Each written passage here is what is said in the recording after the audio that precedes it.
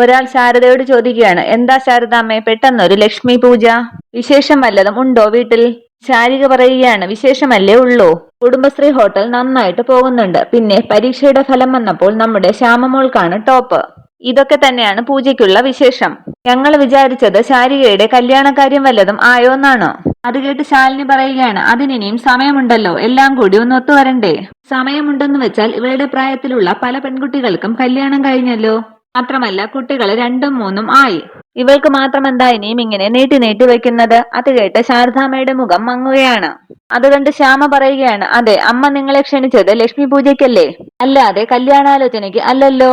ഇവിടെ ഇപ്പോ ലക്ഷ്മി പൂജ കഴിഞ്ഞു. അപ്പുറത്ത് ചെന്നാൽ പ്രസാദം ഉൾപ്പെടെ കാപ്പി കഴിക്കാം. എല്ലാരും അങ്ങോട്ട് ചെന്നേ, ചെല്ലെന്ന് പറയുകയാണ് ശ്യാമ. അതെ അതെ, എല്ലാവരും വരൂ, കാപ്പി റെഡിയാണെന്നും പറഞ്ഞ് രാജി അവരെയും കൂട്ടി പോവുകയാണ്. ശാരദാമ്മ തൊഴുതു പ്രാർത്ഥിക്കുകയാണ്, ദേവി എന്റെ ശാരികയുടെ വിവാഹം തടസ്സങ്ങളൊന്നും ഇല്ലാതെ നടത്തിത്തരണേ. അവളെ നല്ലൊരു പയ്യന്റെ കൈപിടിച്ചേൽപ്പിക്കാൻ ഈ വീട്ടിൽ അച്ഛനുണ്ടാകണേ. എന്റെ 3 മക്കൾക്കും വേണ്ടിയാണ് ഈ പൂജ. ശാരദയുടെ മക്കളുടെ ഐശ്വര്യവും സന്തോഷവും സമാധാനവും അല്ലാതെ വേറൊന്നും എനിക്ക് വേണ്ട. കാത്തോളിനെ ദേവി എന്ന് പറഞ്ഞ് പ്രാർത്ഥിക്കുകയാണ് ശാരദാമ്മ. അന്നേരം അവിടെ മുറ്റത്തെത്തിയ അർജുൻ ശാലിനിയെ ഫോൺ വിളിക്കുകയാണ്. അർജുനേട്ടാന്ന് പറയുമ്പോൾ ശാലിനി പറയുകയാണ്, അർജുൻ പറയുകയാണ്, ശാലിനി എനിക്ക് അമ്പലത്തിലൊന്ന് പോകണമായിരുന്നു, നീ വരുന്നോ കൂടെ? അമ്പലത്തിലോ? എന്താ ഏട്ടാ വിശേഷിച്ച്? അവിടെ നിന്നൊരു പ്രത്യേക പൂജയുണ്ട്, അതിൽ പങ്കെടുക്കാൻ വേണ്ടിയിട്ടാണ്. തിരക്കാണെങ്കിൽ നോ പ്രോബ്ലം, ഞാൻ തനിച്ചു പൊയ്ക്കോളാം. ഏയ് ഒരു തിരക്കുമില്ല ഏട്ടാ, ഞാൻ റെഡി. എപ്പോഴാ പോകേണ്ടത്? എപ്പോഴാന്ന് വെച്ചാൽ ഇപ്പോൾ. അതിന് അർജുനേട്ടൻ ഇപ്പോ എവിടെയുണ്ട്? ഞാൻ നിങ്ങളുടെ കുടുംബശ്രീക്ക് മുന്നിലുണ്ട്. എന്നാൽ ഞാൻ ദാ വന്നു, എങ്കിൽ വേഗം വാ. ശാരദാമ്മയോട് ശാലിനി പറയുകയാണ്, അമ്മേ, ഞാൻ അർജുനേട്ടന്റെ കൂടെ അമ്പലത്തിലൊന്ന് പോകുവാണ്. അവിടെ എന്തോ പ്രത്യേക പൂജയുണ്ടെന്ന്. ആ ശരി മോളെ, എങ്കിൽ പോയിട്ട് വാ. അവർ പോകുന്നത് നോക്കി നിൽക്കുന്ന ശ്യാമയോട് ശാരദാമ്മ ദേഷ്യപ്പെടുകയാണ്. കേറിപ്പോടിയകത്ത്, അവളുടെ ഒരു ഇളി. നാട്ടുകാരുടെ മുൻപിൽ വെച്ച് നീ എന്തൊക്കെയാ വിളിച്ചു പറഞ്ഞത്? നിന്റെ ചേച്ചിയെ കണ്ട് നീയും പഠിച്ചോ? ഇവിടെ ആരുടെയും കല്യാണം നടത്തേണ്ട, മൂത്ത് നരച്ചു നിന്നോ 3 പേരും. കല്യാണത്തിന് കൈപിടിച്ചു കൊടുക്കേണ്ട അച്ഛനെയാണ് പിണക്കുന്നതെന്ന് ഓർമ്മ വേണം. അത് കേട്ട് ദേഷ്യപ്പെട്ട് ശ്യാമ പറയുകയാണ്, സ്വന്തം മക്കളുടെ പേര് പോലും അറിയാത്തയാളാണോ അച്ഛൻ?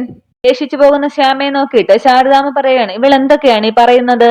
ഹോ, ഇനി അവൾ എന്തൊക്കെ പ്രശ്നങ്ങളാണോ എന്തോ ഉണ്ടാക്കാൻ പോകുന്നത്. പിന്നീട് അമ്പലത്തിലെത്തുകയാണ് ശാലിനിയും അർജുനും. ശാലിനി ചോദിക്കുകയാണ്, ഇന്നവിടെ എന്ത് പൂജയുണ്ടെന്നാണ് അർജുനേട്ടൻ പറയുന്നത്? വിശേഷാൽ പൂജയുണ്ടെന്നൊന്നും തോന്നുന്നില്ലല്ലോ കണ്ടിട്ട്. അർജുൻ പറയുകയാണ്, വിശേഷാലും സാക്ഷാലും പൂജയൊന്നും ഇല്ല. ഞാനിവിടെ വന്നത് എന്റെ ദേവിയെ കാണാൻ വേണ്ടി മാത്രമാണ്. എനിക്ക് മാത്രമുള്ള വിശേഷാൽ ദർശനത്തിന്.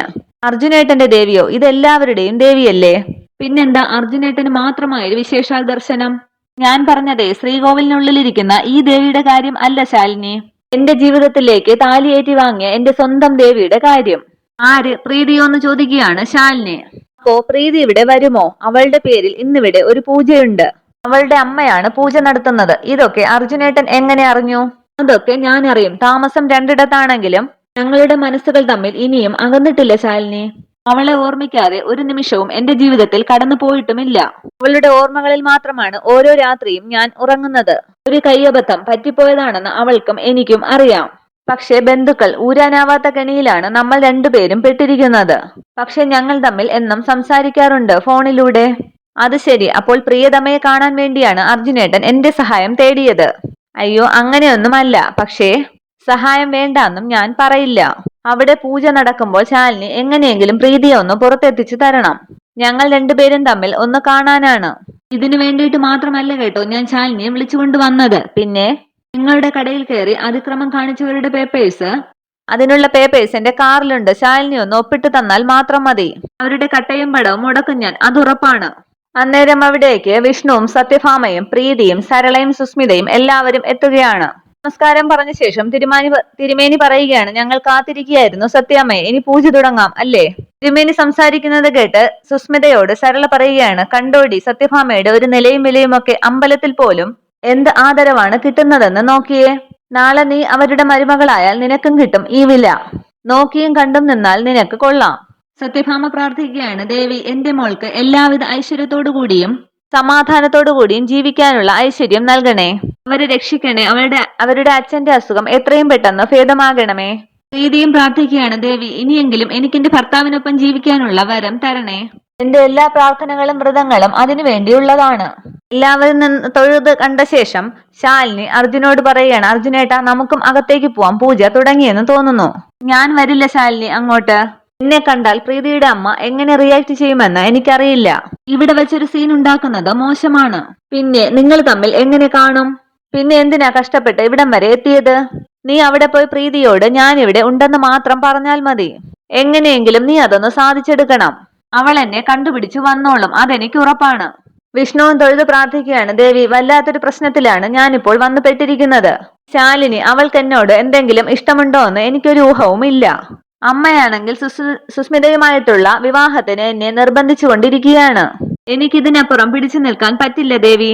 എനിക്ക് ശാലിനിയോടുള്ള പ്രണയം സത്യമാണെങ്കിൽ, അവൾ എനിക്ക് വേണ്ടിയുള്ള പെണ്ണാണെങ്കിൽ ഈ ക്ഷേത്രവളപ്പ് വിട്ടു പോകുന്നതിന് മുൻപ് അവളെ എനിക്ക് കാണിച്ചു തരണേ ദേവി.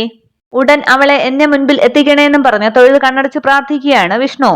അന്നേരം വിഷ്ണുവിന്റെ പുറകിൽ വന്ന് നിൽക്കുകയാണ് ശാലിനി. സരള സുസ്മിതയും പ്രീതിയെയും വിളിച്ച് കറങ്ങി തൊഴുകാനായി പോവുകയാണ്. ശാലിനിയും അവരുടെ പുറകെ പോവുകയാണ്. പെട്ടെന്ന് പ്രീതിയുടെ അടുത്തേക്ക് ചെന്നിട്ട് ശാലിനി പറയാണ്, പ്രീതി ഗുഡ് മോർണിംഗ്. എന്നിട്ട് സരളയോട് ശാലിനി പറയാണ്, ഞങ്ങൾ കോളേജ് ഫ്രണ്ട്സ് ആണ്. ഇപ്പോ സരളയും സുസ്മിതയും മുന്നോട്ട് നടക്കുകയാണ്. പ്രീതിയെയും വിളിച്ച് ശാലിനി ദൂരത്തേക്ക് മാറുന്നു. ശാലിനി പറയുകയാണ്, ദേ അർജുനേട്ടൻ പുറത്തു വന്ന് നിൽപ്പുണ്ട്, എന്നോട് വന്ന് വിവരം പറയാൻ പറഞ്ഞു, ഇപ്പൊ തന്നെ കാണണമെന്ന് പറയുമ്പോൾ പ്രീതി പറയുകയാണ്, അയ്യോ അമ്മ, പൂജയുടെ തിരക്കിനിടയിൽ അമ്മ ഇതൊന്നും ശ്രദ്ധിക്കില്ല, എത്രയും പെട്ടെന്ന് പോയിട്ട് വാ, എല്ലാം ശരിയാകും. അത്രയും പറഞ്ഞ് പ്രീതിയെ അർജുന്റെ അടുത്തേക്ക് പറഞ്ഞു വിടുകയാണ് ശാലിനി. വീണ്ടും ശാലിനി നിന്ന് തൊഴുകയാണ്. പിറകിൽ ശാലിനിയെ ശ്രദ്ധിക്കാതെ വിഷ്ണുവും വന്ന് നിൽക്കുകയാണ്. തൊഴുത ശേഷം ദൈവമേ എന്ന് പറഞ്ഞിട്ട് വിഷ്ണു നോക്കുന്നത് ശാലിനിയാണ്. അന്നേരം ശാലിനി കണ്ണടച്ചു നിന്ന് തന്നെ പ്രാർത്ഥിക്കുകയാണ്. ശാലിനിയെ കണ്ട് വളരെയധികം സന്തോഷിക്കുകയാണ് വിഷ്ണു. പക്ഷെ ശാലിനി വിഷ്ണുവിനെ കാണുന്നില്ല. ശാലിനി മുന്നോട്ട് തന്നെ പോവുകയാണ്. വിഷ്ണു പറയുകയാണ്, എന്റെ ദേവി, ചോദിച്ച ഉടനെ തന്നെ നീ ഉത്തരം തന്നല്ലോ, അത് മതി, ഈ അടയാളം മാത്രം മതി. ഇനി എന്റെ മനസ്സ് പതറില്ല, എന്റെ പെണ്ണ് ശാലിനി തന്നെ, ഉറപ്പിക്കുകയാണ് ഞാൻ. ദൈവമേന്നും പറഞ്ഞ് വീണ്ടും ശാലിനിയുടെ പുറകെ പോവുകയാണ് വിഷ്ണു. അതിനുശേഷം വിഷ്ണു ആരെയോ ഫോൺ വിളിച്ച് എന്തൊക്കെയോ പറയുകയാണ്. പിന്നീട് നോക്കുമ്പോൾ വിഷ്ണു ശാലിനിയെ കാണുന്നില്ല. അയ്യോ എന്നും പറഞ്ഞ് വീണ്ടും അങ്ങോട്ടും ഇങ്ങോട്ടുമൊക്കെ നടക്കുകയാണ് വിഷ്ണു. ഇതേ സമയം അർജുന്റെ അടുത്തെത്തുകയാണ് പ്രീതി.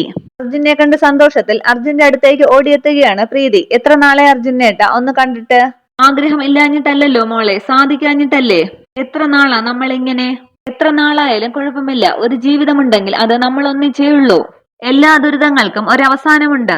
തെറ്റിദ്ധാരണകളൊക്കെ നീങ്ങും, നമ്മൾ ഒരുമിച്ച് തന്നെ ജീവിക്കും, ഇന്നല്ലെങ്കിൽ നാളെ എന്ന് പറയുകയാണ് അർജുൻ. ഞാൻ എന്തിനാ ഈ വ്രതങ്ങളൊക്കെ എടുത്ത് ഈ പൂജയ്ക്ക് വന്നതെന്ന് അർജുനേട്ടന് അറിയാമോ? എന്റെ അർജുനേട്ടനൊപ്പം ദീർഘസുമംഗലിയായി ജീവിതകാലം മുഴുവൻ ജീവിക്കാൻ.